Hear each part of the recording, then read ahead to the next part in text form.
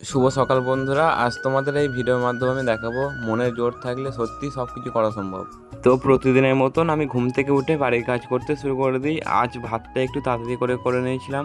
তো এই যে বাড়ির কাজ শেষ করে ভাতটা হয়ে যায়, তো ভাতটা আজকে দিয়েছিলাম সেদ্ধ ভাতে আলু সেদ্ধ আর ডাল সেদ্ধ, আর সাথে ছিল এই যে আমাদের ঘরে তোলা দই।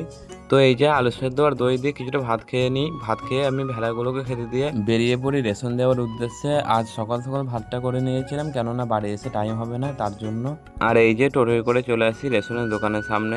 আর রেশনে এসে দেখি একদমই লিঙ্ক নেই, যার জন্য বাইরে মেশিনটা এনে কাজ করছিলাম। তো যাই হোক, শেষমেশ রেশন দেওয়া শেষ করে বেরিয়ে পড়ি বাড়ির উদ্দেশ্যে।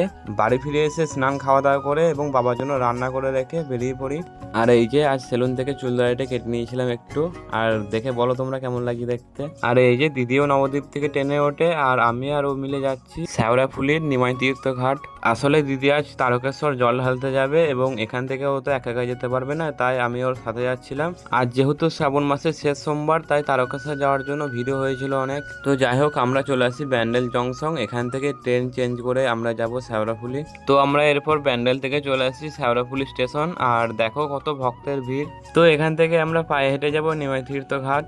এরপর আমরা প্ল্যাটফর্ম থেকে বেরিয়ে হাঁটতে শুরু করে দিই এই নিমাই তীর্থ ঘাট। এই সময় আমি এই প্রথমবার আসছি। আর এখানে রাস্তার দুই পাশে বিভিন্ন রকমের জিনিস বিক্রি হচ্ছে। আর এই যে এই কভারটা দিদি নিয়েছিল, রাস্তায় যাওয়ার সময় বৃষ্টি হলে কোনো অসুবিধা হবে না এটা থাকলে। তো বেশ কিছুক্ষণ হাঁটার পর আমরা চলে আসছি নিমাই তীর্থ ঘাট। আর এই ঘাটে এসে আমি এত ভক্ত দেখে সত্যি অবাক হয়ে যাই। তো এরপর দিদি জল ভরতে শুরু করে দেয় ঢবের মধ্যে, আর ও স্নানটা করে নেয়। এখানে নিরাপত্তা রক্ষার জন্য দেখো কতটা সুরক্ষা ব্যবস্থা করে রেখেছে।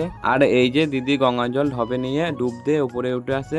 এখান থেকে ও যাত্রা শুরু করবে দীর্ঘ 40 কিলোমিটারের রাস্তা তারকেশ্বর যাওয়ার জন্য। এখান থেকে এবার আমি বাড়ি ফিরে যাব। এখান থেকে ও জামাইবাবুর সাথে যাবে পায়ে হেঁটে। আর এখন অনেক লেট হয়ে গেছিল, আমাকে বাড়ি ফিরে যেতে হবে, রাত্রে ক্যাটারিং আছে, যার জন্য খুব তাড়াহুড়ো করে চলে আসছি বৈদ্যবাটি স্টেশন। তো ট্রেনের জন্য টিকিট কেটে আমি স্টেশনে এসে বসি। আর ট্রেন ছিল 5:50 কাটোয়া লোকাল। আমার বাড়ি ফিরতে লেট হবে জেনেই আমি বাবাকে বলে এসেছিলাম।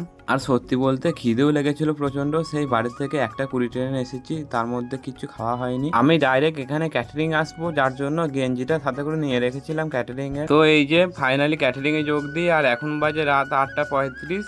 তো এটাই বলছিলাম, যে তার মনে সাহস থাকলে সবকিছু করা সম্ভব। আমি সকালে ঘুম থেকে উঠে বাড়ির কাজ কমপ্লিট করে বাবার জন্য রান্না করে রেখে এবং নিজের কাজ কমপ্লিট করে আমি দিদিকে সাথে করে নিয়ে গিয়ে শ্যাওড়াফুলি নিমাই ঘাটে স্নান করিয়ে আমি দিন শেষে বাড়ি ফিরে এসে ক্লান্ত শরীরে ক্যাটারিং এসে যোগ দিই।